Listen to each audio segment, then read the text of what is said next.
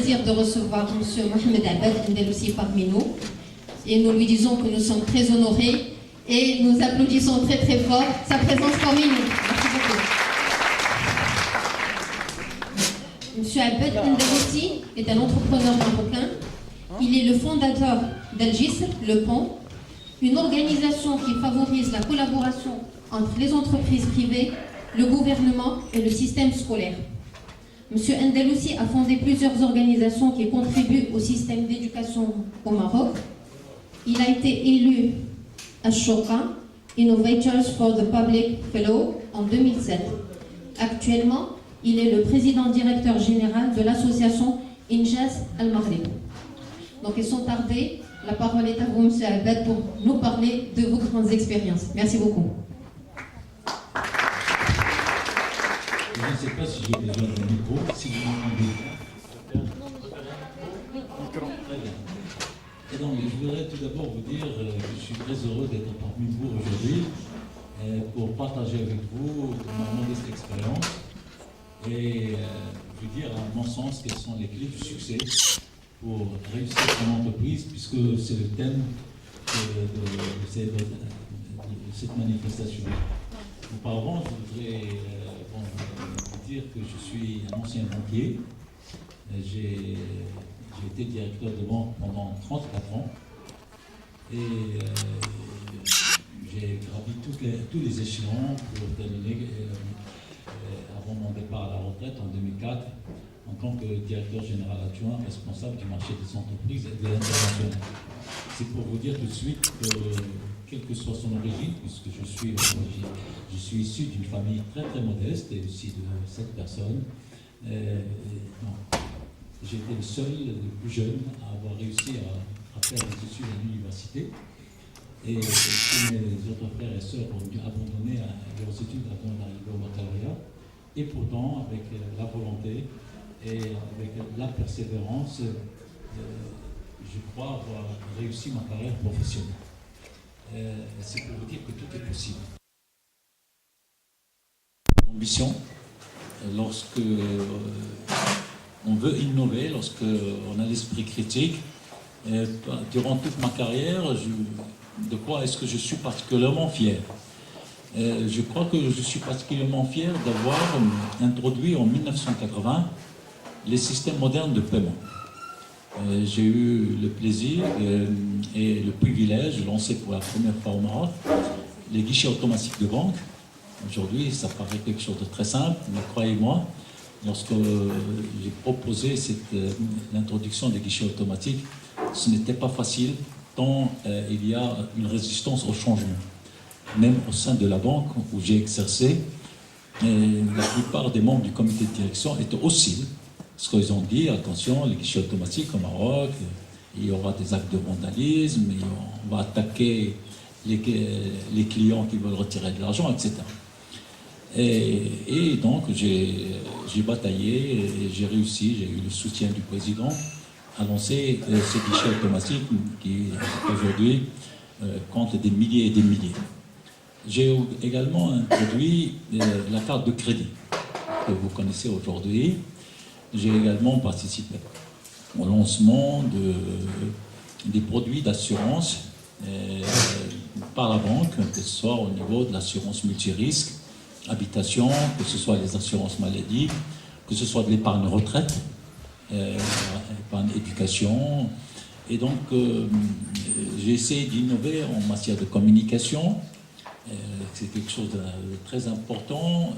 J'ai toujours considéré qu'il fallait innover dans ce domaine. Et à ce titre, la première des choses que j'ai dû faire, c'est de changer le nom de la banque où j'exerçais. Parce que la banque s'appelait Cheikh Al-Maghribi Al-Self Bank, compagnie marocaine de crédit et de banque, CMCB. C'est-à-dire 3 noms, pratiquement.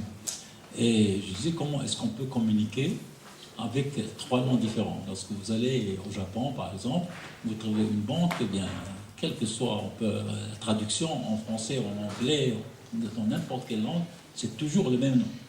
Et j'ai travaillé beaucoup, on a fait beaucoup de recherches, et on a décidé de l'appeler Banque Al-Wafa. Wafa Bank, c'est que ce soit en arabe et en français, c'est la même chose. Et donc, durant toute ma carrière, je suis entré en relation avec pas mal des entreprises, celles qui ont réussi, celles qui ont échoué.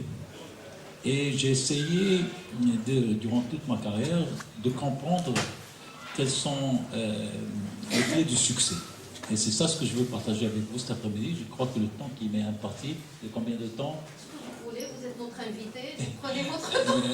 Donc, mais je souhaiterais quand même répondre à vos questions. Je vais essayer, peut-être pendant 20 minutes, de vous dire un peu mes sentiments. Et ensuite, je vous donnerai la parole et répondrai avec plaisir à vos questions. Je vous dirai aussi ce que j'ai essayé de faire après mon départ à la retraite. Après une carrière de 34 ans de banque, j'aurais pu passer mon temps à voyager, à m'occuper de mes 6 petits-enfants et à jouer du golf. Mais j'ai décidé de faire autre chose. J'ai décidé de consacrer pratiquement beaucoup de temps, 15 heures par jour, à la communauté. Et je considère que mon pays m'a beaucoup donné et que mon devoir est de partager et de donner également. J'ai toujours été très influencé, très inspiré par ce que j'avais appris, je crois en 1960, du président Kennedy. Lorsqu'il prêtait serment, il a dit aux Américains, ne demandez pas à votre pays ce qu'il peut faire pour vous, demandez-vous ce que vous pouvez faire pour votre pays. Et ça m'a beaucoup touché parce qu'on demande beaucoup, on demande l'éducation, la gratuité, la santé, la sécurité, beaucoup de choses, on est en droit de réclamer, de demander, mais aussi notre communauté a droit également d'attendre quelque chose en retour. J'ai été également, il y a parfois dans la vie, il y a toujours des choses qui nous marquent et qu'on n'oublie jamais. Il y a une vingtaine d'années, je me trouvais aux États-Unis, j'étais directeur de l'International, et j'étais dans une banque et je discutais avec le directeur de cette banque. Et j'ai toujours eu cette fibre citoyenne, cette fibre sociale, et je lui ai dit, bon, qu'est-ce que vous faites pour votre communauté? Il me dit, la première des choses qu'on fait, c'est d'abord de développer la culture du bénévolat. Comment est-ce qu'on le fait? Eh bien, on le fait de la façon suivante. On distribue à tout le personnel de la banque une carte au début de l'année. Il s'appelle, je me rappelle toujours de ce nom, c'est la Balance Scorecard. C'est une carte où on indique au début de l'année les critères de performance sur lesquels le personnel est évalué à la fin de chaque année.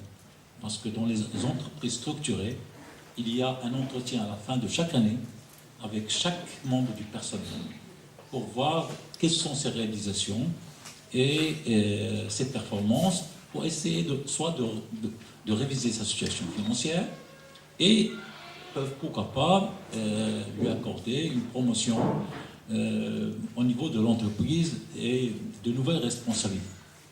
Mais il y a j'avais remarqué 5 critères de performance. On disait, bon voilà, ce sont le volume, je ne sais pas, des crédits que l'agence a distribués, le volume de l'épargne, des dépôts, le coût du risque, etc. Mais le premier critère n'était pas en rapport avec la banque. Le premier critère était service à la communauté. Donc à la fin de chaque année, dans cette banque, avant de demander au personnel qu'est-ce que vous avez fait pour votre entreprise, on commence par leur demander qu'est-ce que vous avez fait pour votre communauté. Et donc j'ai été marqué, et c'est pourquoi lorsque j'ai pris ma retraite, je dis, même avant mon départ à la retraite, j'ai commencé à militer dans le monde associatif depuis 1972. Et je vous encourage, ceux et celles qui ne sont pas encore membres d'une association, quelle qu'elle soit, je vous encourage à le faire.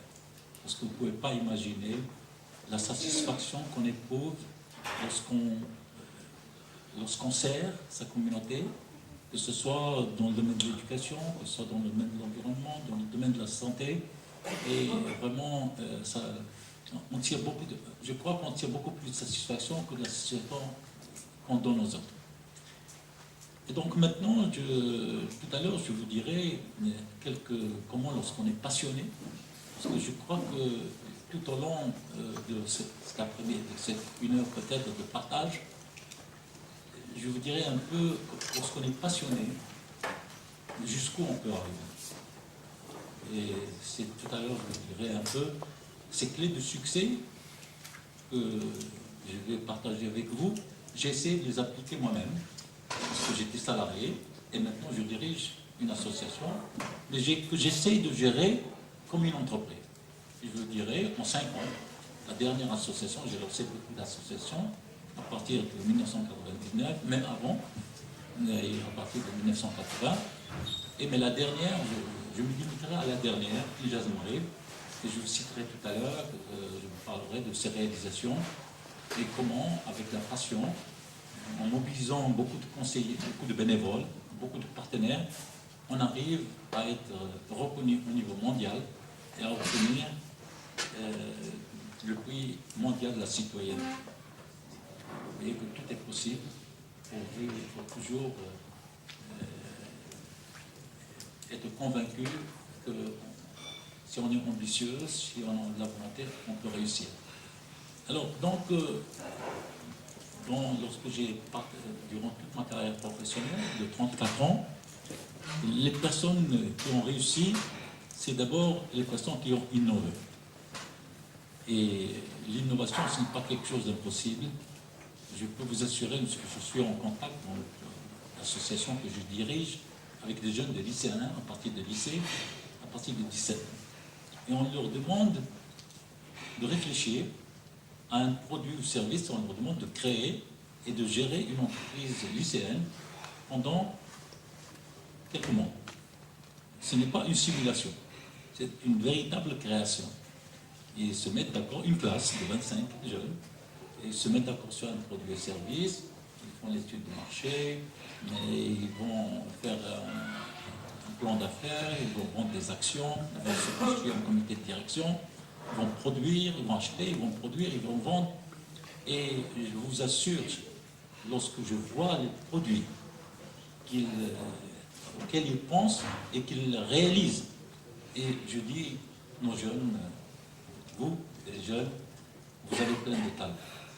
Et tout ce qu'il faut, c'est pratiquement, parfois, il y a très peu de choses. Il faut vous accompagner pour vous permettre de développer tout ce potentiel en vous. Et donc, l'innovation, c'est quelque chose d'important, c'est possible, c'est à votre portée.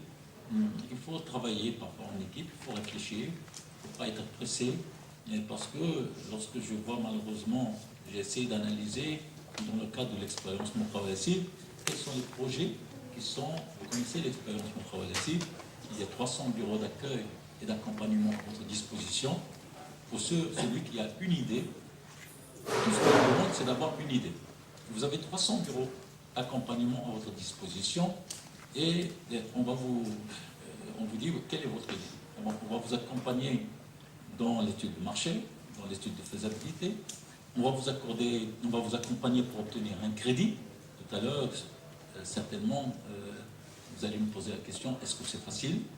Mais ce crédit, dans le cadre de Mokrawasi, est garanti par l'État, à travers la Caisse centrale de garantie. Et on vous accorde même, on met à votre disposition un coach pendant 1 an, pour vous payer, parce que l'année la plus difficile, c'est la première année. Et bien, j'ai jeté un coup d'œil sur les projets qui sont présentés. Malheureusement, pour la plupart, il n'y a aucune créativité. Nous avons lancé à Casablanca, l'année dernière, à la faculté des sciences, cette expérience auprès de 600 étudiants. Et je peux vous assurer que j'ai été impressionné. Je vais vous citer, je me rappelle de plusieurs produits. On a créé 24 entreprises étudiantes. Et parmi ces entreprises, faculté des sciences, ils ont réfléchi, ils ont dit, bon, tout près de Casablanca, à Dalmaza, il n'y a pas de voirie, il y a tout simplement des fosses septiques. Et comment est-ce qu'on peut réutiliser les eaux usées? Et ils ont dit, ils ont fait des analyses, ils ont dit, on va proposer à chaque maison un filtre. C'est fait à base d'algues, qui protège l'environnement. Et ce filtre, sa taille et sa dimension dépendent du flux de l'eau qui sort de chaque maison. Et il propose à chaque maison quelque chose d'adapté. Et ça doit coûter quelque chose, ça varie entre 1500 et 2000 grammes, c'est rien du tout. Et voilà un produit qui est innovant. On ne trouve pas un produit pareil sur le marché. Donc l'innovation, il n'y a pas de secret, il faut innover. Si des personnes comme Bill Gates ou d'autres ont réussi, c'est parce qu'ils ont essayé d'innover. Il y a aussi l'ambition. Si on n'a pas d'ambition, à mon avis, on ne peut jamais aller très loin. Si c'est créer une entreprise pour dire, bon, je vais me contenter de faire un chiffre d'affaires de temps, je n'ai pas de vision à long terme, je n'ai pas d'ambition à long terme, donc vous ne pouvez jamais atteindre des résultats satisfaisants. Donc dès le départ, il faut avoir de l'ambition, il faut aller bien sûr lentement mais sûrement, il faut commencer par des projets pilotes, mais il faut toujours savoir vers où on veut aller. Il y a bien sûr la persévérance. On ne peut pas, ce n'est pas facile. Il ne faut pas vous faire d'illusions. J'ai dû participer, j'ai dû créer pour le compte de ma banque, de créer des entreprises, et une entreprise, et j'ai dû la gérer, et je vous assure qu'il m'est arrivé de travailler 24 heures sur 24. Parce qu'il y a des dates, on doit lancer tel produit à une date déterminée, mais ça nous donne beaucoup de satisfaction. Mais si on n'a pas la volonté de travailler beaucoup, alors il ne faut pas se diriger vers l'entrepreneuriat. Si on peut chercher autre chose, mais il faut être persévérant. Maintenant, le problème que vous rencontrez la plupart des jeunes, c'est la peur de l'échec. Et parce que nous, au Maroc, celui qui a échoué, c'est très très mal vu. Cette personne a échoué. Moi, je considère un entrepreneur comme un bébé. Eh bien, un bébé, lorsqu'il apprend à marcher, il tombe, mais il se relève. Il tombe, il se relève. Et finalement, il apprend à marcher. Et donc, il ne faut pas avoir peur de l'échec. C'est vrai, notre environnement juge mal l'échec. Moi, j'ai assisté à des conférences, je voyage beaucoup, et aux États-Unis, j'ai assisté à une conférence où un professeur a été même jusqu'à dire que nous devons célébrer l'échec. Parce qu'on apprend beaucoup plus de l'échec que des réussites. Et aux États-Unis, par exemple, des chefs d'entreprise m'ont dit, si on a 2 CV qui ont à peu près le même profil, diplômés des mêmes écoles, la même expérience, eh bien, on préférerait prendre celui qui a déjà échoué, quelque part. Parce qu'il n'oubliera jamais, il va tirer les leçons de son échec et il va certainement en prendre, tirer profit. Il y a bien sûr souvent ce que j'ai remarqué au niveau de la banque, c'est qu'on fait appel, on fait confiance à son instinct. Ce produit, la personne est convaincue que ce produit est bon, il est convaincu. Moi, j'ai eu des clients, j'avais des doutes. Et je leur dis, je ne suis pas convaincu que ce produit va y répondre aux besoins du marché, ou le prix ne correspond pas, etc. Mais la personne était obstinée. Je suis convaincu que ça va réussir. Bon, cette conviction, malheureusement, amène souvent à une catastrophe. Souvent, les entreprises marocaines investissent beaucoup d'argent dans des projets importants. Malheureusement, ils n'investissent pas beaucoup dans les études. Très peu font appel à des consultants pour les accompagner. Et donc, il y a très peu de... Donc, je vous conseille vivement de ceux qui veulent créer leur entreprise, de prendre tout le temps pour étudier bien le marché. Et de savoir si votre produit répond à un besoin, à quel prix vous pouvez le vendre. Et même pour le programme d'investissement, il faut que le programme d'investissement soit adapté. Je vais vous raconter une histoire pour ce qui concerne les programmes d'investissement. Une fois, un chef d'entreprise français me contacte, il me dit, au Maroc, vous êtes très performant dans le domaine du textile. Ça fait il y a une dizaine d'années, je veux créer à travers l'Afrique, dans plusieurs pays, parce qu'il est impliqué dans plusieurs pays africains, je vais créer des filatures. Et je vais venir spécialement pour voir une entreprise performante dans ce domaine. Est-ce que vous pouvez me proposer une entreprise? Je lui ai dit aucun problème. J'ai pensé à une entreprise qui venait d'investir 400 millions de dirhams. Ça, je vous parle 400 millions de dirhams, il y a maintenant pratiquement plus de 10 ans, 15 ans peut-être, 15 ans, 400 millions de dirhams. Elle est à la pointe du progrès et elle venait de renouveler son matériel. Pratiquement tout est automatique, on avait très peu besoin de personnel, rien. Alors, le chef d'entreprise français, il arrive et je l'accompagne. On était impressionnés.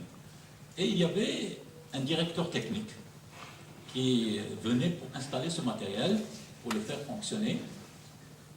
Et à la fin, l'investisseur français, il appelle le directeur technique pour le féliciter. Eh bien, je tiens à vous féliciter. C'est un bijou, je suis impressionné. Alors, le directeur technique qui était là pour accompagner, il a répondu, je suis désolé de vous décevoir. Si on devait me proposer cette entreprise, je ne la prendrais pas pour 1 euro symbolique. 400 millions de dirhams, il a dit que je ne prendrais pas pour 1 euro. Alors on essaie de comprendre pourquoi. Il a dit, bon, c'est très bien, il y a une concept toute simple. On a cherché un matériel à la pointe du progrès. Cette entreprise, elle emploie du personnel dont la moyenne d'âge est de 50 ans. Comment ce personnel, il pourra s'adapter à ce nouveau matériel, à cette nouvelle organisation. Et donc, ça prouve que, et finalement, ce directeur a eu raison. 2 ou 3 années plus tard, l'entreprise a fait faillite. Donc, c'est pour vous dire que parfois, voilà une entreprise qui consacre 400 millions de dirhams d'investissement et qui ne va pas consacrer suffisamment d'argent à l'étude technique, à l'étude du marché, à l'étude des besoins.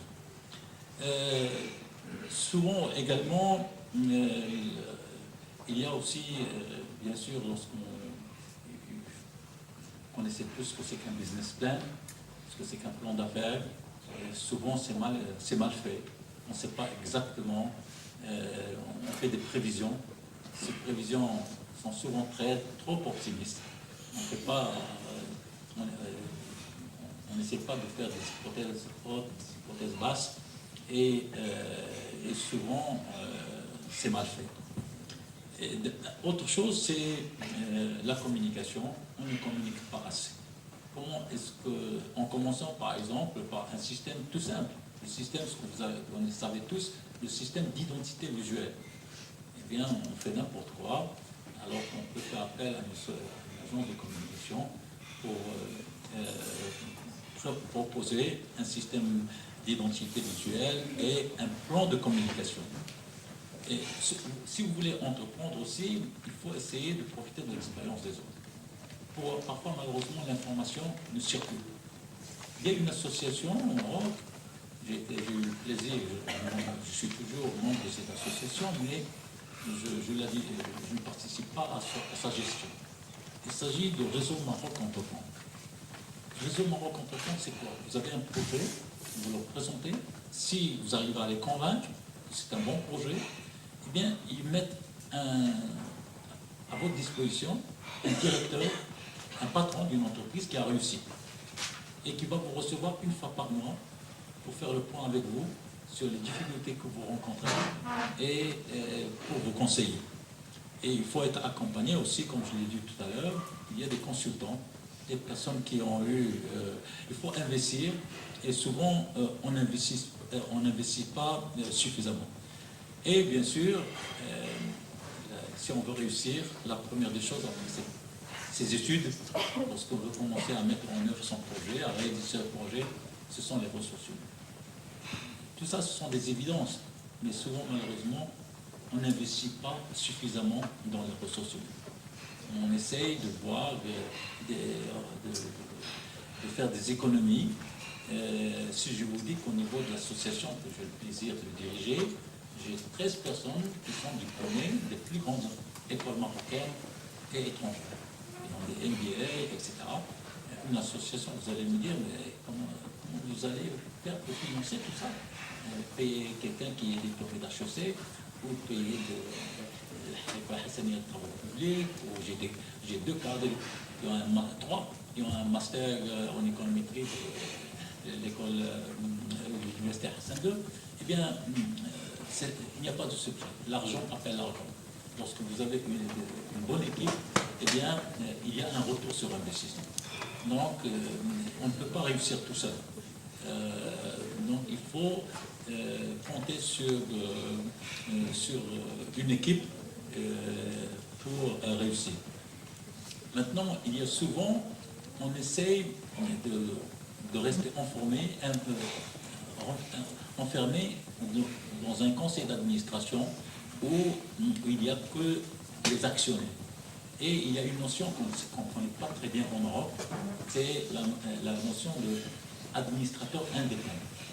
C'est-à-dire vous ne faites pas appel à vos actionnaires, bien sûr vous pouvez faire appel à vos actionnaires pour élire un conseil d'administration, mais il faut faire appel aussi à des administrateurs indépendants qui ont un regard externe et qui vont vous conseiller. Personnellement, au niveau de cette association, INJAS, dont je vous parlais tout à l'heure, eh bien, j'ai fait appel à plusieurs administrateurs indépendants, c'est-à-dire qu'ils ne sont pas membres de l'association. J'ai fait appel à eux pour uniquement siéger au sein du conseil. Si je vous dis, parmi ces personnes, il y a le professeur Rada, ancien ministre des Finances et toujours professeur à l'université Hassan II. J'ai fait appel à Rachid Moussad, ancien ministre de l'Éducation nationale, président Akhawed, aujourd'hui président de l'Observatoire national pour le développement humain, l'ONDH. J'ai fait appel, par exemple, à Asmaï Douil, un polytechnicien, diplômé de Harvard également, et qui est directeur général de Tijari Wafaban. J'ai fait appel, je ne sais pas, à Fawzia Mounem, directeur, partenaire de Capital Consulting, bref, à plusieurs personnes. On fait appel à eux pour dire nous avons besoin de vous, nous avons besoin de... moi personnellement, personne, j'ai une modeste expérience, mais j'aurais pu en tant que directeur de banque pendant 34 ans. Personne n'a jamais pensé de me dire je vous invite, est-ce que vous voulez faire partie de notre conseil d'administration? Je n'ai pas besoin d'action. Souvent ça se passe. Alors, il faut bien sûr pour être administrateur, il faut actionnaire. Mais on vous donne une action, on vous donne une action de garantie. Et donc, cette action, vous ne l'avez même pas. Elle est au sein de la société. Donc, on ne fait pas appel à des administrateurs indépendants.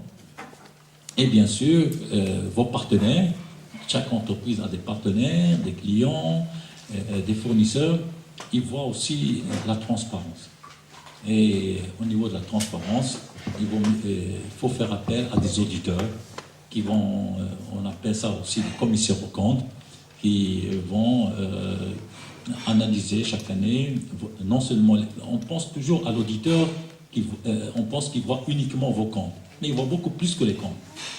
Et il voit aussi votre organisation interne, etc.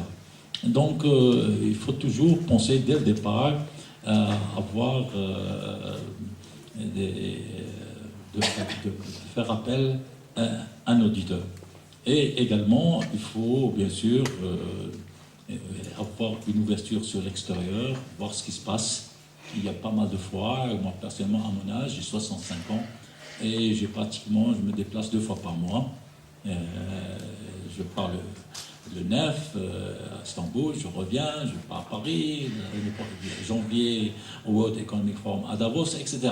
Donc, en permanence, il y a des foires, il y a des expositions, et il faut surtout qu'il y a des financements aujourd'hui pour les foires. Il suffit de s'informer de toutes les mesures incitatives. Donc, je dirais, mais je répondrai à votre question, de faire très attention dès le départ à motiver votre personnel. Parce que la réussite, ce n'est pas la réussite d'une personne, quel que soit son mérite, c'est la réussite d'une équipe. Faites-les participer. Dès le départ, à mon avis, la première des choses à faire, c'est de les faire participer dans l'établissement d'une charte de valeurs. Quelles sont les valeurs partagées de l'entreprise? Et il faut aussi avoir une capacité d'écoute. Il faut savoir écouter les critiques. Et moi, je me rappelle toujours d'un président d'une entreprise, une grande entreprise. Il avait donné une conférence en France et il avait dit, mon grand problème, c'est que dans mon comité de direction, tout le monde me dit amen. Je viens avec des propositions et personne ne me contredit.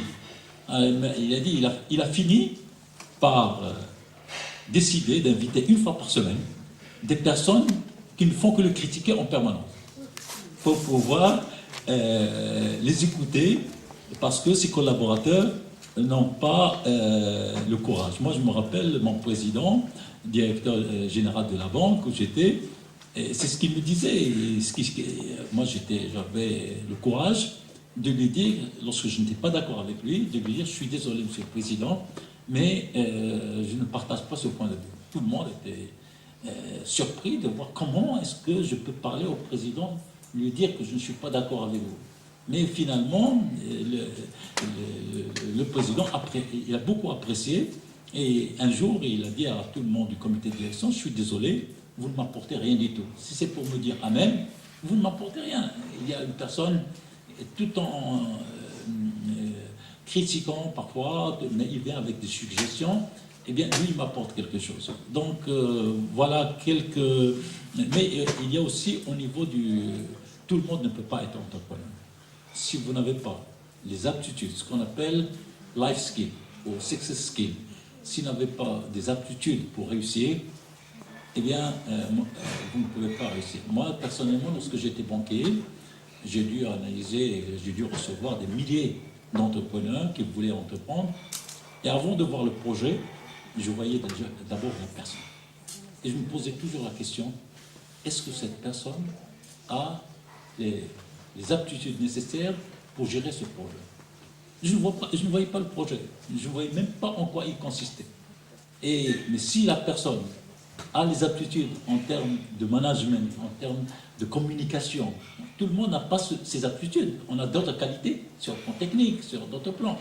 Mais si on n'a pas ces aptitudes, ces qualités d'écoute, de participation, d'innovation, etc., eh bien, c'est pas la peine de continuer de vous lancer dans cette aventure. J'ai essayé d'appliquer ce que je viens de vous dire à une association que j'ai créée parce que j'étais salarié. Et cette fois-ci, je suis président directeur général d'une association, certes, mais que je vais gérer en une entreprise. Cette association, Injaz Mourib, c'est quoi? C'est une association d'entreprise. Donc, dès le départ, les actionnaires, j'ai pensé à des entreprises et je vous expliquerai pourquoi. J'ai vu des entreprises, les plus grandes entreprises du Maroc, que ce soit l'OCP, que ce soit la Caisse de dépôt et de gestion, Royal Air Maroc, la SNI, TGI Bank, bref, toutes les grandes entreprises du pays. J'ai fait appel à eux pour leur dire, bon voilà, nous allons, comme quoi je dis, il faut innover. J'ai une idée, il me semble que c'est innovant. Nous allons développer des programmes d'éducation à l'entrepreneuriat, aussi bien pour le collège, pour les lycées, que pour l'université. Ce ne sont pas des cours que nous allons donner aux étudiants, parce qu'ils en ont suffisamment. Ce sont plutôt des travaux pratiques. Et parmi ces programmes, je vous citerai un seul dont je vous ai parlé tout à l'heure, c'est Compagnie Programme, c'est-à-dire qui encadre des jeunes à créer une junior entreprise, une vraie. Et les études internationales ont montré que 25% des jeunes qui suivent cette formation créent leur entreprise à l'âge de 25 ans. Et donc, j'ai essayé d'appliquer toutes ces règles que j'ai apprises, que ce soit au niveau du personnel, l'équipe. D'abord, la vision. Dès le départ, je savais où ce que j'allais. Par exemple, plusieurs organismes marocains me disent, s'il vous plaît, est-ce que vous ne pouvez pas former les jeunes qui ont déjà quitté l'école ou l'université? On vous donne tout l'argent que vous voulez. Est-ce que vous ne voulez pas le faire? J'ai dit non. On me propose plusieurs millions de dirhams. J'ai dit pourquoi? Parce que c'est focus. J'ai une vision. Je veux intervenir au niveau de l'éducation et au niveau des établissements d'enseignement. Je ne veux pas faire autre chose. Et donc, dès le départ, je parlais de consultants. J'ai fait appel à un cabinet de renommée mondiale. C'est le Boston Consulting Group, BCG. Il y a deux, pour votre information, qui sont les leaders mondiaux. Il y a McKinsey et BCG. J'ai fait appel au BCG, il a revu ma stratégie, mon organisation, et il m'a conseillé. Je peux vous assurer que les conseils qu'ils m'ont donnés, ils n'ont pas de prix. Ils n'ont pas de prix parce que je sais exactement où je vais. Je sais que je vais former 72 000 jeunes à l'horizon 2016. Et chaque année, j'ai une progression, etc. Je sais comment le faire. Et au niveau de la communication, les administrateurs indépendants, et donc, tout à l'heure, je n'ai pas parlé, j'ai dit qu'il faut motiver le personnel. On ne motive pas uniquement par d'argent. Bien sûr, il y a l'intéressement, mais il y a la formation. Personnellement, j'organise régulièrement des séminaires pour le personnel. Et il y a chaque année, au moins 2 ou 3 personnes vont à l'étranger assister à des séminaires de formation organisés par des leaders mondiaux, que ce soit McKinsey ou le cabinet Deloitte, ou que ce soit Hill & Newton, etc. Donc j'envoie les jeunes, j'investis. Ce n'est pas de l'argent, c'est un investissement dans l'avenir. Et donc ils vont partir en permanence.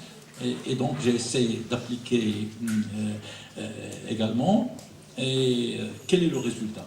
Le résultat aujourd'hui, est-ce que vous connaissez beaucoup d'associations qui mobilisent chaque année, chaque année je mobilise 25% de plus, 5 millions de dirhams de dons. Est-ce que vous pensez que c'est quelque chose qui est courant? Eh bien, la force du Maroc, c'est sa société civile. Nous avons 60 000 associations au Maroc. Mais toutes ces associations ont un grand problème. C'est le problème des moyens humains et matériels. Et ils ont plein d'enthousiasme. Ils veulent donner du temps, mais ça ne suffit pas. Donc ils n'ont pas d'équipe, ils n'ont pas peut-être aussi un produit innovant qui leur permette, un service innovant qui leur permette de convaincre le secteur privé, parce que le secteur privé, il est sollicité tous les jours, et bien sûr, il fait un choix. Aujourd'hui, je vous assure, la dernière initiative en date, une entreprise me contacte, ça fait l'objet d'un communiqué hier au niveau de l'économiste. Bonjour, oui. On voudrait vous accompagner. Et on voudrait, parce que l'université, il faut rendre hommage à l'université marocaine. Je crois que c'est une première. Ils ont introduit un module obligatoire entrepreneurial. Et surtout, ils ont accepté à ce que des cadres de l'entreprise, parce que nous, ce sont toujours des cadres qui vont encadrer les jeunes du secteur, viennent entrer à l'université. Il y a quelques années, c'était impossible. Comment est-ce que le monde de l'entreprise ignorait le monde de l'éducation, et le monde de l'éducation ignorait le monde de l'entreprise? Eh bien, je suis très très heureux et très fier pour mon pays, parce que pour ce partenariat, parce que vous connaissez tous la charte de l'éducation et de la formation, et cette charte préconise l'ouverture de l'école sur son environnement. Et quelle belle ouverture sur l'environnement que ces cadres d'entreprise qui viennent 2 heures par semaine, nous avons des présidents, des directeurs généraux, des cadres supérieurs. Je vais vous raconter quelque chose pour El Jadida. On a dit on va commencer par la faculté polydisciplinaire de Jedida. On a dit on va commencer par les étudiants, parce que ce module obligatoire, à ma connaissance, il est introduit pour les 3e années de licence et pour les masters. On va commencer par 200 étudiants. C'est le nombre, je crois, qui existe en 3e année. Et ces 200 étudiants, on va les regrouper par groupe de 25, et chaque groupe, c'est-à-dire soit 8 groupes, et chaque groupe va gérer une entreprise. Et nous avons un partenaire, c'est l'Alliance des hauts cadres de l'OCP. L'Alliance, vous voyez le bénévolat, ça commence à se développer. Et au Maroc, voilà des cadres qui ont décidé, ce sont tous des cadres supérieurs, ils les appellent hors cadres. Ils sont maintenant 600 sur les 1000 que compte l'OCP, 1000 de cadres supérieurs. Et ils ont décidé chacun de donner de son temps. Et nous avons pris contact avec eux et nous avons signé à peine un mois un partenariat. Et je dis à cette alliance, bon, on va démarrer bientôt la formation, j'ai besoin, il y a 8 groupes, j'ai besoin de 8 conseillers. On dit, on vous invite à venir à Mazagan pour venir former ceux qui se sont portés volontaires. J'arrive et je me trouve avec 32. J'ai dit que peut-être sur le 32, je finirai par convaincre 8. Je leur présente le projet et à ma grande surprise, à la fin, les 32 veulent se porter volontaires à Jedida. Alors mon problème aujourd'hui, bien sûr, on peut avoir 2 par groupe, des binômes. Mais même 2 par groupe, on va arriver à 16. Or, il me reste encore 16 conseillers et je vais voir encore comment les impliquer. Et donc, comme conséquence de ce travail, je suis fier pour mon pays. Le projet a eu plusieurs, grâce à ce partenaires qui ont fait confiance, nous avons aujourd'hui quelque chose comme 300 conseillers bénévoles qui vont chaque semaine dans les établissements à Tanger, à Casablanca, et j'espère bientôt à Safi, dans plusieurs autres villes du Maroc. Eh bien, il y a eu plusieurs reconnaissances au niveau mondial. La dernière en date, c'est le 13 novembre dernier. C'est tout récent. C'est dommage, tout à l'heure je peux vous montrer le livre, il est dans ma voiture. Il y a le sommet mondial de l'innovation en éducation. World Innovation Summit for Education. Abréviation WISE. Vous pouvez chercher sur Internet, WISE. Et ce World Innovation Summit for Education, 6 mois avant la réunion, qui était le 13 novembre dernier, ils ont fait appel à des experts en innovation en éducation, ça existe. Il y a des experts qui sont, notamment 3 experts londoniens, dans un cabinet qui s'appelle Innovation Unit. Ils conseillent le gouvernement britannique, ils ont conseillé le gouvernement finlandais, le gouvernement australien en éducation et créativité. Et on a demandé à ces experts d'aller chercher un peu partout dans le monde entier 15 best practices, bonnes pratiques, pour les relater au niveau d'un livre qui s'appelle Learning and Living, a Radical Innovation in Education to Work. Je vais traduire le titre Apprendre à entreprendre, les innovations radicales en innovation radicale de l'éducation à l'emploi. Ils ont fait pendant 6 mois, ils ont fait la tournée du monde, parce que ce livre devait être distribué au sommet. J'étais présent au sommet, à Doha, il y avait 100 pays représentés. Des ministres d'éducation nationale, des experts, etc. Eh bien, à notre grande et agréable surprise, le Maroc, Injaz Marie, fait partie des 15 meilleures pratiques mondiales qui ont été relatées dans ce livre. Donc, je mets le livre à votre disposition. Tout à l'heure, pour jeter un coup d'œil. Ils ont notamment, bien sûr, avant de faire le livre, ils sont venus, ils ont vu des étudiants, ils ont vu des lycéens, ils ont vu le doyen Ouazzani. D'ailleurs, son témoignage est dans ce livre, de très grande qualité. Et donc, c'est pour vous dire que tout est possible lorsqu'on a... c'est pas facile. Je vous assure, Dieu merci, je n'ai pas besoin de plus de 3 heures de sommeil. Mais tous les jours, à partir de 2 heures du matin, je commence à... Parce qu'il y a un monde d'opportunités. Et je commence, tout à l'heure, je disais, je n'ai plus besoin de contacter les entreprises. Ce sont les entreprises aujourd'hui, grâce à la communication, qui contactent et qui disent, voilà, on veut vous accompagner, qu'est-ce qu'on peut faire? Alors dernièrement, c'est sorti sur le journal hier sur l'Économiste, il y a une société qui s'appelle Vivo Énergie. C'est la société qui a repris tout le réseau de Shell. La société Shell, vous connaissez, vous continuez à voir le logo, mais la marque maintenant est utilisée au niveau de l'Afrique par une autre société, c'est anglaise, et il s'appelle Vivo Énergie. Il nous appelle il y a un mois. Ce que vous faites nous intéresse. Qu'est-ce qu'on peut faire pour vous? Alors, je dis, qu'est-ce que vous pouvez faire pour nous? On a déjà 70 partenaires. Eh bien, je leur ai dit, nous venons de démarrer une expérience avec l'université. Parce que chaque étudiant reçoit un guide pour créer son entreprise. Ça demande de l'argent. Il faut des personnes qui accompagnent, les conseillers. Rien que nous avons 8 coachs recrutés, on paye. Tout ça, ça demande beaucoup d'argent. Il m'a dit, combien vous pouvez... mettons 3000 étudiants, 1000 étudiants par an. 600 à Casablanca, 200 à El Jalida et 200 à Tanger. Qu'est-ce que... Vous avez besoin de combien Vous avez besoin de combien? J'ai dit, d'abord, j'ai besoin de conseillers, parce que l'argent, pour moi, c'est toujours en deuxième position. Et j'ai fait mes calculs, je leur ai dit, parce que c'est la transparence.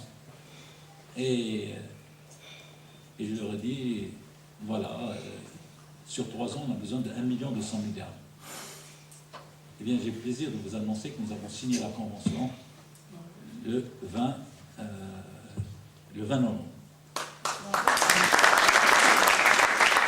Donc, je me préoccupais, je me disais comment je n'ai pas osé demander à l'université, je connais ses moyens, de contribuer au financement de cette formation. Eh bien, maintenant, voilà une entreprise. Et je tiens à vous dire aussi ceci. C'est un conseil, je terminerai par là et je répondrai à vos questions. Je crois que ce qui compte aussi, c'est la crédibilité. Et donc, je vous conseille, dans l'exercice de fonction, quelle que soit la fonction, essayez de travailler, de faire votre travail correctement. Et je crois que je vous jure que je n'ai jamais, à ce jour, contacté une entreprise et qui m'a dit non, on ne peut pas vous suivre. Parce qu'ils vous font confiance, ils ont vu que vous avez travaillé pendant 34 ans. Moi, je me rappelle lorsqu'il y avait la marocanisation, parce que j'ai commencé à travailler en 1970. Et il y a eu la marocanisation. Donc, des entreprises étrangères qui devaient céder au moins 51% à des Marocains. Eh bien, la plupart des banquiers, qu'est-ce qu'ils ont dit? On va commencer par se servir de façon correcte. Ils vont tout simplement obtenir des crédits, ils connaissent les opportunités et ils vont investir. Eh bien, personnellement, j'ai choisi une autre voie. J'ai pris toutes les entreprises étrangères qui voulaient céder et j'ai contacté des Marocains. Et je leur ai dit, je sais que je pouvais leur faire confiance. Est-ce que vous voulez vous engager, prendre 50%? Et on n'a pas d'argent, je vous accorde le crédit. Je vous accorde. Et je n'ai pas participé à un seul projet personnellement. Et j'ai permis à des dizaines et des dizaines de chefs d'entreprise de réussir et qui sont devenus aujourd'hui parmi les business leaders au monde. Eh bien ça, j'ai essayé de faire mon travail correctement. Je plains toujours les gens qui cherchent à accumuler de l'argent. Et, alhamdoulilah, j'ai éduqué mes 2 enfants. Et ils ont réussi. J'ai fait un peu d'épargne. J'ai construit à temps ma maison lorsque le terrain était à 400 dirhams. Je n'ai pas besoin de plus.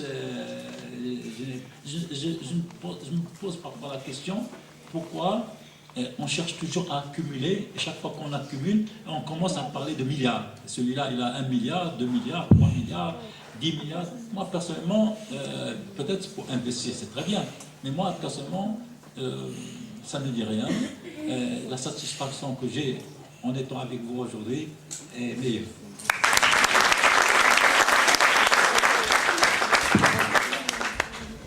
J'espère que je n'ai pas pris beaucoup de votre temps.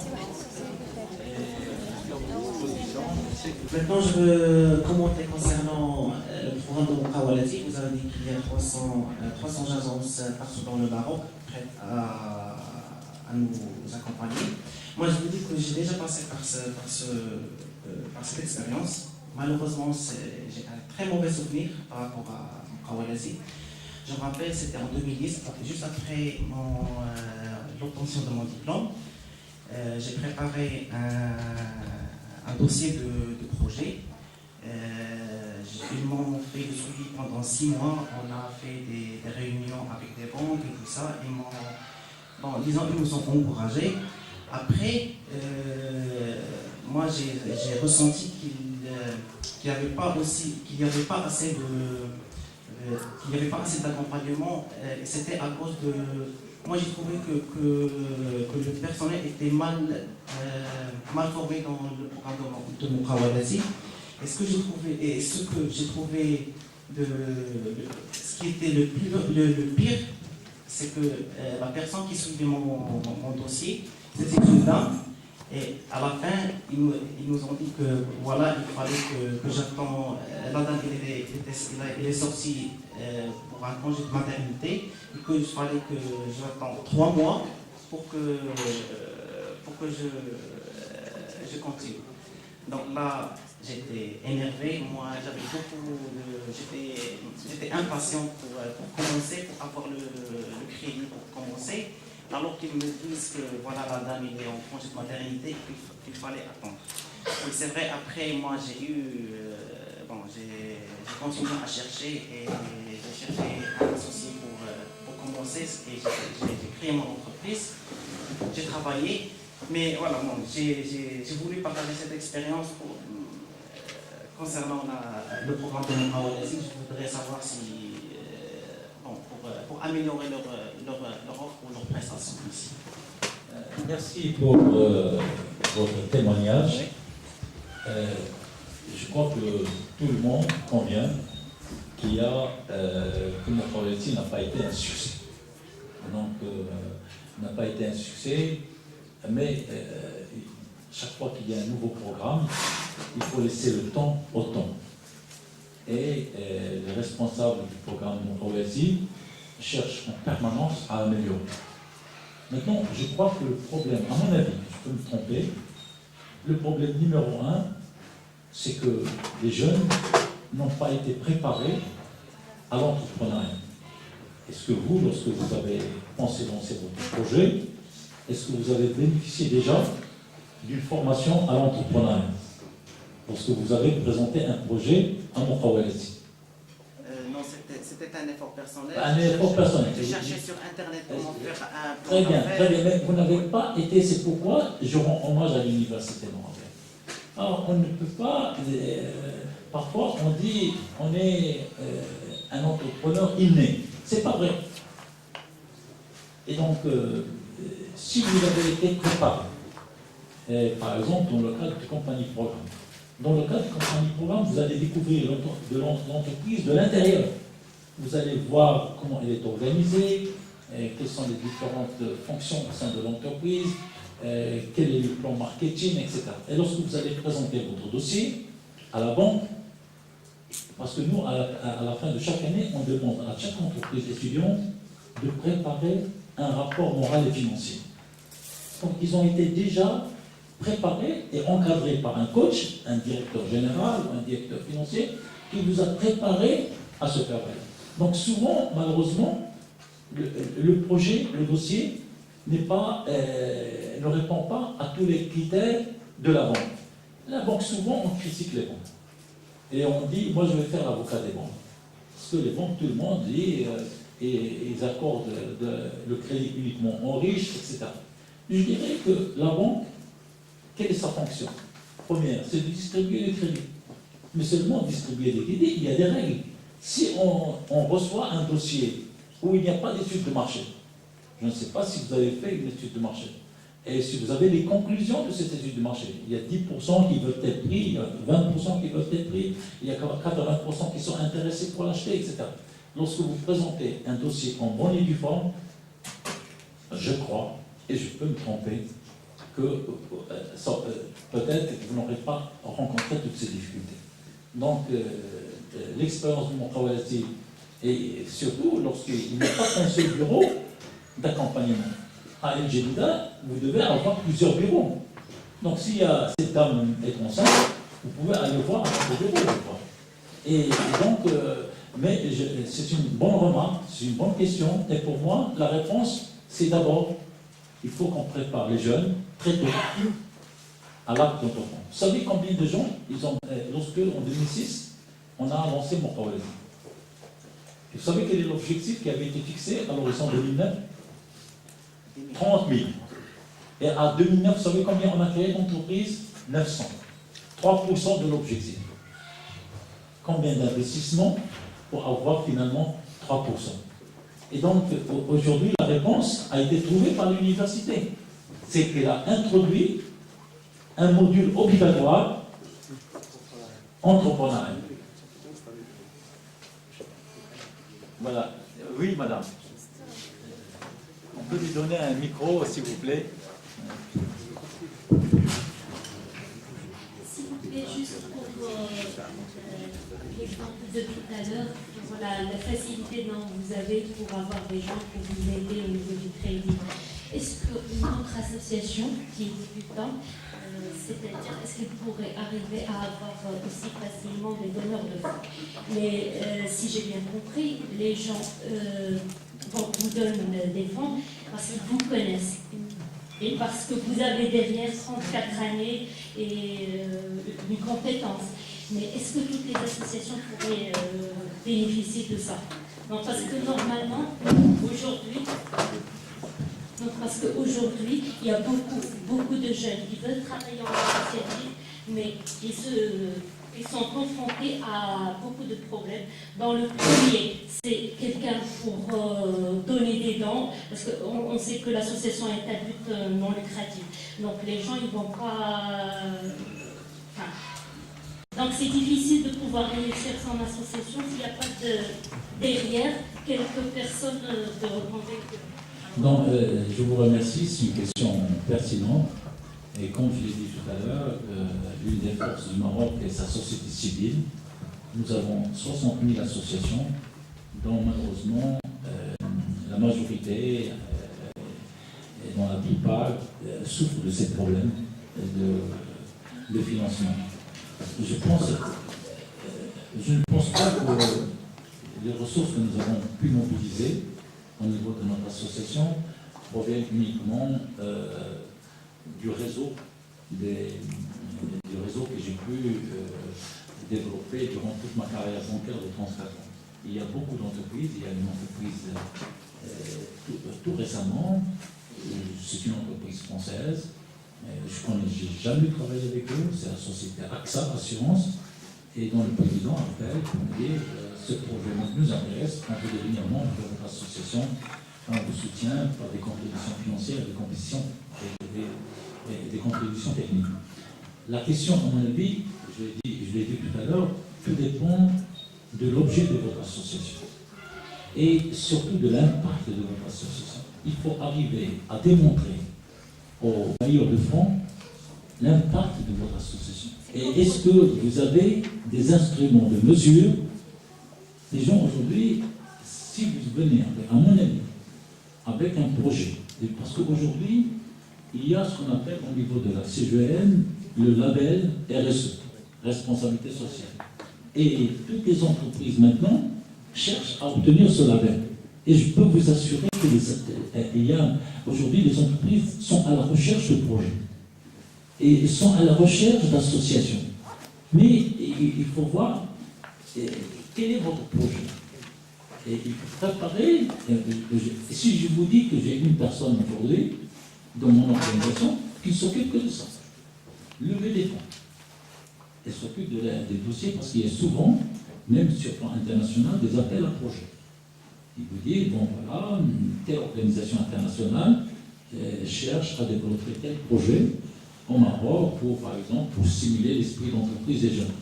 Si vous avez des projets, vous répondez dans ce sens-là. Mais il y a pour l'environnement, il y a d'abord l'idée même de votre projet. S'il n'y a pas d'impact, et surtout pas uniquement d'impact, si vous n'avez pas les capacités de déployer votre programme sur une grande échelle. Aujourd'hui, les entreprises, si vous leur dites, moi, je veux servir une vingtaine de personnes, une cinquantaine de personnes, les entreprises sont à la recherche de grands projets qui ont, même s'ils démarrent au départ très petits, mais il y a des perspectives. Il y a des perspectives, mais il y a des instruments de mesure. Je sais ce que je vais faire, j'ai analysé l'impact. Vous commencez par un projet pilote. Moi, j'ai commencé le projet pilote sans aucune personne. Aucune. J'ai travaillé seul pendant 1 an avec l'Académie de Casablanca. On a créé 10 juniors entreprises. On a formé en tout et pour tout 250 jeunes. On a mesuré l'impact à la fin.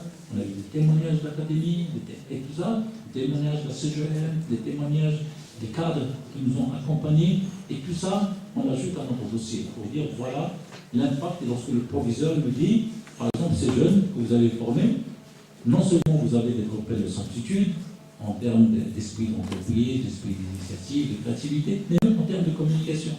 Parce que les jeunes qui vont pendant toute une année vont partir pour faire une étude de marché, vont négocier avec les fournisseurs, vont négocier avec les clients, et ils développent des aptitudes en termes de communication. Je vous assure que les jeunes, ils sont transformés. Et lorsque je vois comment, d'après les dires de nos partenaires, il y a des proviseurs qui n'ont jamais, il y avait des jeunes qui sont brillants, mais pendant 3-4 ans, le proviseur ne les a jamais entendus. Ils sont sérieux, ils ont de excellentes notes, mais ils n'avaient pas cette aptitude. Donc, si vous avez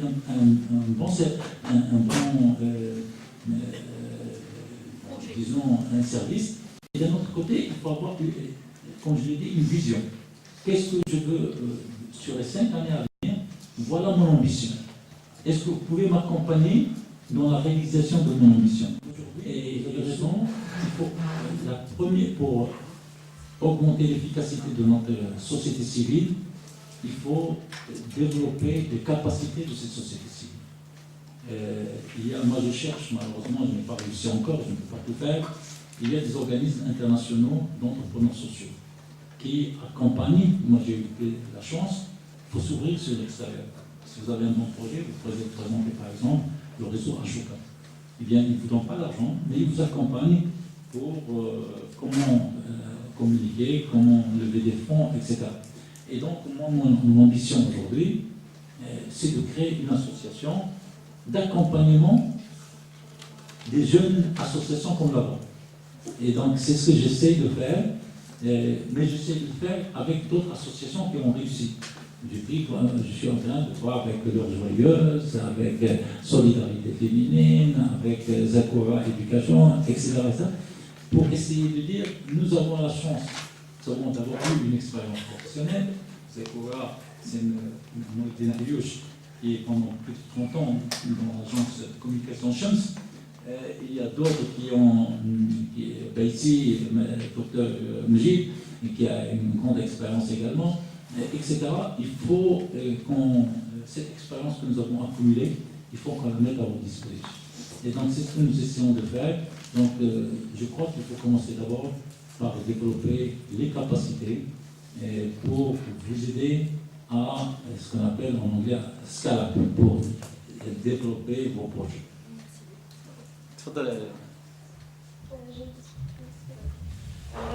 Bonjour monsieur, je suis Cécile Bilkinen et je suis en 2e année d'études doctorales à la faculté des sciences juridiques à Stade. Je veux profiter de votre présence aujourd'hui pour vous poser une question par rapport à mon sujet de thèse. Donc, je travaille sur la standardisation des pratiques en finance islamique. Donc, finance islamique. Donc je m'adresse au banquier que vous êtes et j'ai envie de vous demander si vous croyez à un système hybride au sein d'une économie, c'est-à-dire la cohabitation entre une finance islamique et une finance conventionnelle, et l'avenir que vous prédisez à la finance islamique au Maroc, et pourquoi jusqu'à ce jour nous n'avons pas encore vu la naissance de cette finance au Maroc. Moi je dirais qu'il faut laisser le temps au temps. Je me rappelle, lorsque j'étais banquier, il y a 15 ans, on avait présenté un dossier pour créer des produits islamiques. Et dans le temps, on n'avait pas obtenu les autorisations. Maintenant, c'est possible. Toutes les banques peuvent lancer des produits, il y a des conditions. Maintenant, il faut aller plus loin, créer des banques carrément spécialisées dans ces produits. Vous me posez la question, est-ce qu'on peut cohabiter les deux systèmes? Eh bien, dans le monde entier, vous allez payer dans les pays du Golfe, vous allez payer aux Émirats Arabes Unis, en Arabie Saoudite, au Koweït, Bahreïn, partout, au Qatar, vous avez les deux systèmes. Et donc, il faut laisser aujourd'hui la liberté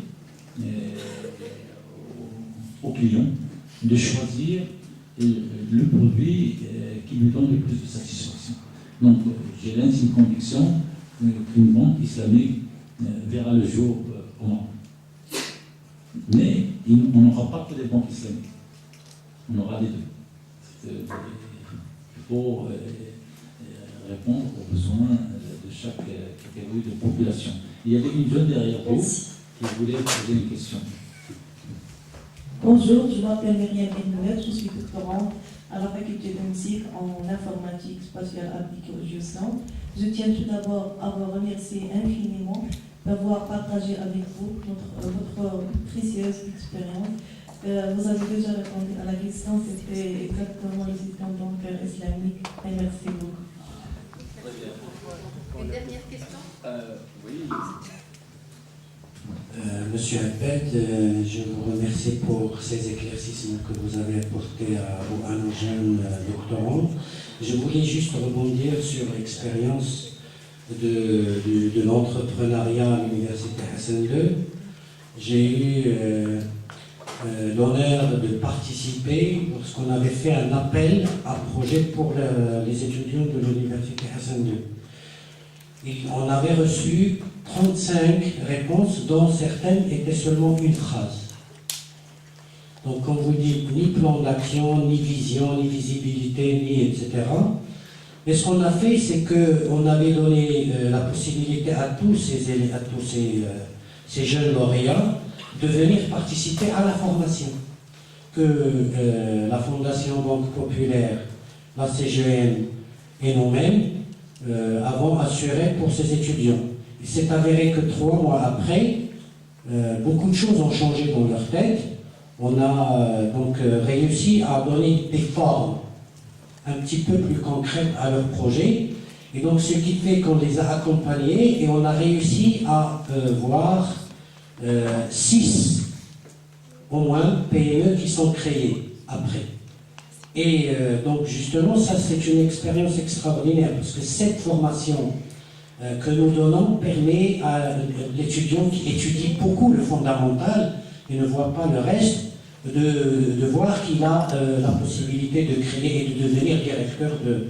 Ça c'est un point. Le deuxième point, je voulais dire que quand je faisais de la chimie à l'Université Hassan II, j'utilisais un peu les côtés pratiques de la chimie et je donnais beaucoup de choses aux étudiants qui ne pouvaient pas à l'époque étudier dans les écoles privées parce qu'il n'y avait que le commerce, le marketing. Et aujourd'hui, je compte 20 étudiants de la faculté, dont les multinationales dans Vivo Énergie que vous dites. J'ai un lauréat de la faculté qui est le directeur du laboratoire des analyses des lubrifiants à Vivo Énergie, par exemple. Donc en fait, c'est aussi l'enseignant qui montre cet aspect et qui valorise, qui donne un peu cet aspect de valorisation du savoir chez l'étudiant qui ne connaît rien.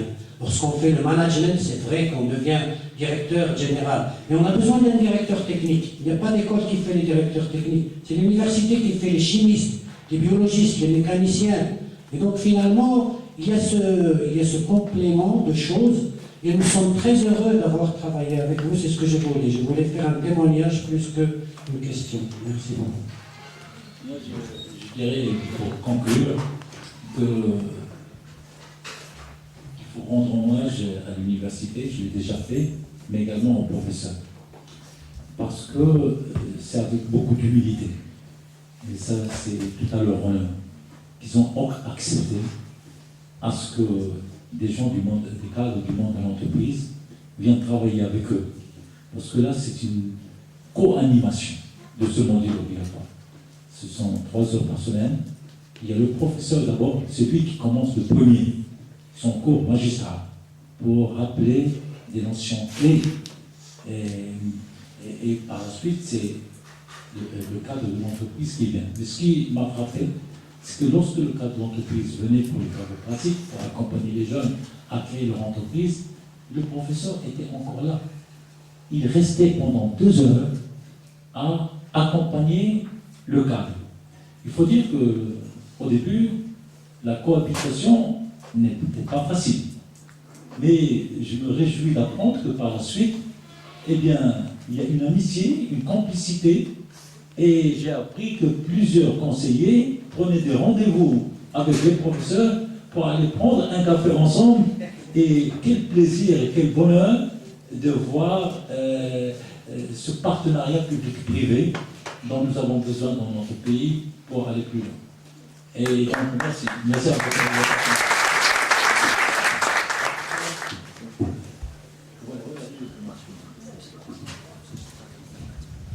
Un grand merci à M. Mohamed Abed Andalousi, qui a eu l'amabilité de partager avec nous son expérience très riche. Son intervention a porté sur les clés de la réussite dans la vie professionnelle et personnelle.